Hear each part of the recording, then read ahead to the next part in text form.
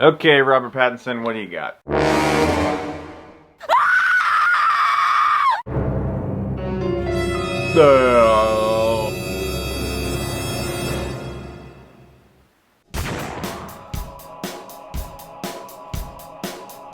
Cosmopolis is directed by David Cronenberg and it stars Robert Pattinson. Now, this is a movie that I've heard so many different things about, largely mixed. A lot of festivals showed this film and people were just walking out of it like in some trance, like what was that? Like what just happened to my body? And knowing David Cronenberg's work and being a fan of his work, I thought, yeah, that makes sense. I mean, a lot of his movies are really trippy and odd. Robert Pattinson plays a businessman of some kind. It's not entirely clear, it's just that he has large sums of money that go through his office, and he's extremely rich. In the first scene of the film, he says, "We need a haircut." He gets in his giant stretch limo, and he basically drives throughout the entire city, encountering various people that he knows, and increasingly more strange situations. Now, as I said, I'm a fan of David Cronenberg's work. I love The Dead Zone with Christopher Walken, The Fly, Eastern Promises, and my favorite film of his is probably A History of Violence. I think he's a terrific director, and this film still has that same great visual look that all of his films have. Excellent framing, immaculate use of focus, like it's insane how well shot this film is. It all looks great. Lots of long takes with actors just talking to each other without cutting, and you really get that kind of theater feel, like it's a play or something. That being said, this movie really lost me on a lot of levels, basically script and story elements. First off, I'll just tell you this, Robert Pattinson,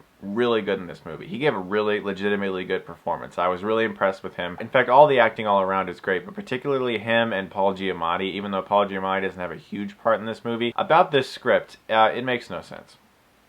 Yeah, I don't know what they're talking about. I have no problem admitting that I honestly barely understood a thing in this movie. People rattle off extremely long conversations filled with muddled dialogue that no human can decipher or understand unless you sit there and actually like physically read the script with a dictionary in your left hand, the script in your right, and you're looking left to right like, okay, that means that. That means, okay. You're gonna feel pretty stupid when you watch this movie. I mean, you may even start to drool a little bit, and at the end of the theater, you're just like when you're walking out, because it totally melted your brain. It's so difficult to understand what anyone's talking about in this movie, so you can't really grasp any central plot or a story. It's just insane people driving around in the city. To the best of my knowledge, I can figure out that this movie is not a drama, as it says on IMDb.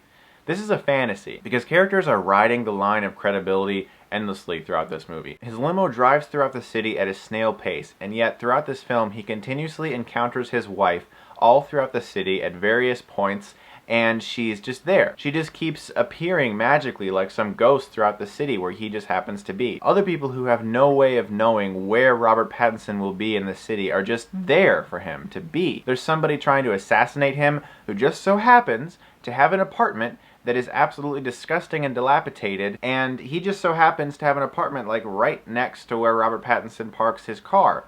This does not happen in real life. This movie is a fantasy. This isn't a realistic movie at all. Over the course of this one day, Pattinson's character takes such a decline of morality for no reason. There's no explanation for why he just starts doing these things that he does. They never discuss it. They never allow characters to go in depth about it. It just happens. This is based off a book, and from what I've heard, the book is very similar. And a lot of people have said that this is the best adaptation you could have made of the source material, because the source material is as jumbled and strange and weird as this is. And I understand that, but to me the most important part of a film is the story. If you're not interested in the story, you're not going to care if the performances are good, you're not going to care if the movie looks incredible.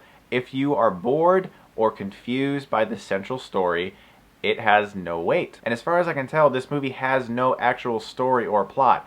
That sometimes works for films that have incredibly good dialogue. For instance, look at Seinfeld, okay? Each episode does have a little plot and everything, but it's mostly just them just talking about random stuff, and it's hilarious. A lot of Quentin Tarantino's dialogue is like that too, where there isn't like one central huge plot, but there's incredible dialogue and characters that you like. Cosmopolis has no real story, and the dialogue is incomprehensible. It doesn't seem to go anywhere, and when it ends, pretty much my entire audience went, like, I'm not kidding, there was an audible moan throughout the theater when it ended. The movie has things that are great about it, and it's mostly all technical aspects of the way it looks and the way it was made. But from a story standpoint, it fails so miserably. I'm gonna give Cosmopolis a C purely because of the technical aspects of the film and the good performances, but if you honestly like going to movies so that you can understand what in the world they're talking about, this is not the movie for you. Thanks for watching, guys, and as always, if you like this, then you can click right here and get Stuckmanized.